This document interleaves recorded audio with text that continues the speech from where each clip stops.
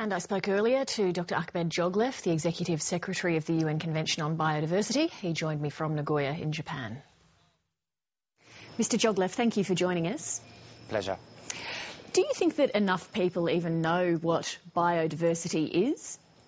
Unfortunately not. We have made recently a study by through 10,000 children aged from the age of 6 to 12 in 10 countries, including Australia. And the results are appalling because 50% of all the children interviewed have not heard about biodiversity and they prefer to play video game. So we are living in a world where we are completely disconnected with nature. In addition, the word biodiversity is a scientific word, and 66% of all the Europeans interviewed last year have not heard about biodiversity or have heard about it but don't know what is it. The same survey has been confirmed in France and also in Japan, here where we are being hosted by one of the most industrialized countries, but also people very close to nature.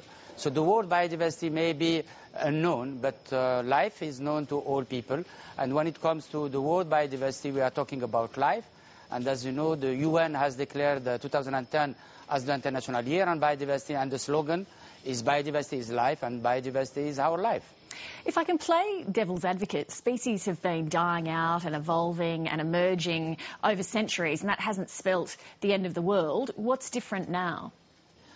As you are rightly said, death and extinction is part of life. We live and die.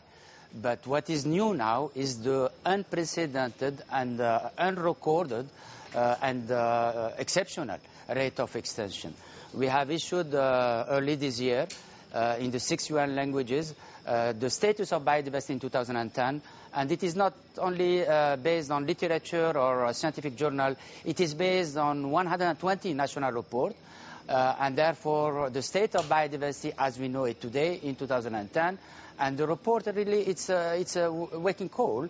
The report states very clearly that the rate of extinction today is 1,000, and I repeat, 1,000 times higher than the natural rate of extinction. And the report concludes that the status of biodiversity for the million years to come will be determined by one species, you and me, and for action or inaction to be taken in the coming decades. So it's a real, I think it's frightening what the report is telling us, and therefore we are here in Nagoya. In short, we want to establish a global alliance with the participation of all, including you, media, and the civil society as a whole, to stop this unprecedented loss of biodiversity, which, by the way, is compounded by climate change, and do business differently with nature. So what is the relationship between biodiversity loss and climate change? Climate change is a problem, is a big problem. And we believe that biodiversity is part of the solution. Stopping deforestation, and as you know, 13 million hectares of forests are being destroyed every year. You can contribute to reducing 20% of all CO2 emitted in the world. Forests absorb 30% of all CO2 emitted in the world. Ocean absorb 30% of all CO2 emitted in the world. We have also issued another report, and I believe this is the most important scientific report to date on the relationship between climate change and biodiversity in Copenhagen. Unfortunately, it went unnoticed by the 40,000 participants there and the 120 heads of state there. And the report predicts that for each degree of higher temperature, this will lead to 10%, and I repeat, 10% of extinction of known species, be it plant or animal. And I said known because, as you know, we know only a very limited number of species. We have recorded so far 2 million species on the planet, and the scientists are telling us we may have 30 million, maybe 100 million, and we are destroying these species while we are still discovering these species. So therefore, the Copenhagen more or less agreement on long-term commitment to limit the growth of the increase of the temperature by 2% by 2050 is in fact a death sentence declared by the heads of state to 20% of all the known species recorded on the planet. You say 30% of all known species will disappear. We are told that up to 200 species a day are being lost. How do we know that these figures are accurate and not exaggerated? I think really we see it without being a scientist. You see really the impact of climate change on nature. The seasons are upside down. The drought in one part, the erratic weather events, the floodings. Something is wrong, and you don't need to be a scientist to say that something is wrong in our planet. Look at the farmer in Niger. They will tell you about how the weather has been completely disturbed and perturbed. They don't have TV, they don't have meteorologic. They used to predict the weather in advance just through their artisanal and ancestral method. But now they tell us that they cannot even predict the weather because they don't know how the weather is going to evolve. So therefore you don't need to be a scientist to say that something is wrong in our planet, and we are responsible for it. And if you take just urbanization, you see that the trends cannot continue like this. For your information, the 2/3 of humanity will be living in cities by 2050.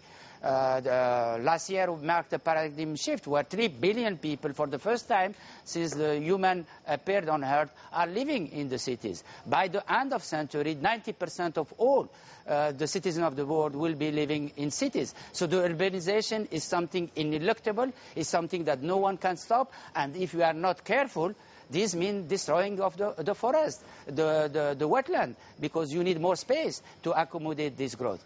On the meeting in Nagoya, how do you assess the priority that governments, including Australia, are giving this biodiversity issue? Are you happy, for example, with Australia's level of representation at this meeting?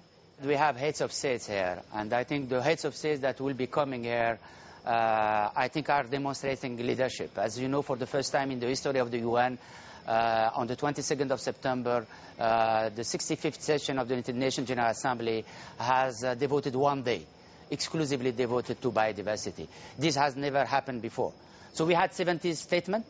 We had a couple of heads of states. I have hoped, frankly, to have more heads of states. I'm sorry to interrupt you. I just wanted to point out not only has Australia not sent its head of state, it hasn't sent even its environment minister. I presume from what you're saying that would be a disappointment to you.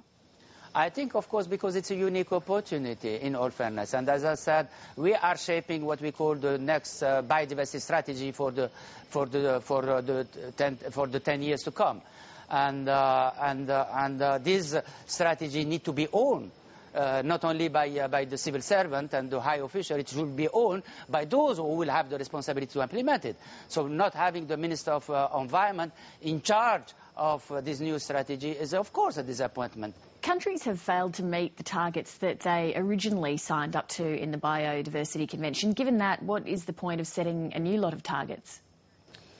How this target was established? It was a top-down. It was a minister at 4 o'clock in the morning decided that we should stop the loss of biodiversity by 2010. So this new strategic plan is different. It has not been decided by one individual. It has not been decided by one country. It has been decided by the whole international community, not only government. We had 16 regional and global meetings to prepare and shape the post-2010 strategy, the 2050 vision, the 2020 target.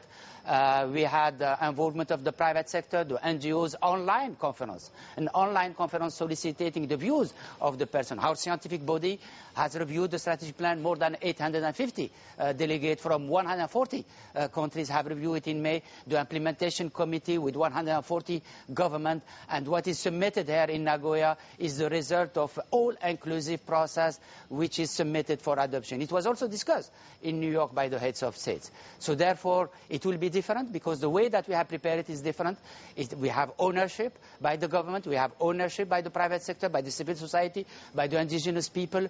We have ownership also from the youth. But most importantly, whatever target will be adopted, it needs to be implemented at national level. How many countries have taken the Johannesburg target, the BAS target, to reduce the rate of loss of biodiversity in 2010 as a national priority? Very few.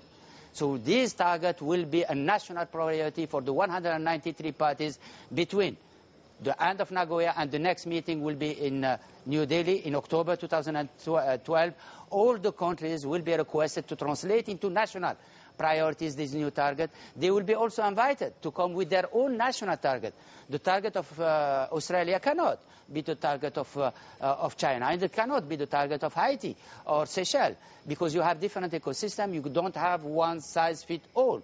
If I could just ask you to be brief to finish, even allowing for the difference from country to country that you explained there in terms of the type of agreement, given the failure of the Copenhagen Summit on climate change to reach any sort of international agreement, is the mood really right in the international community for this sort of a multilateral approach to this issue? I think it is, because there is no other choice.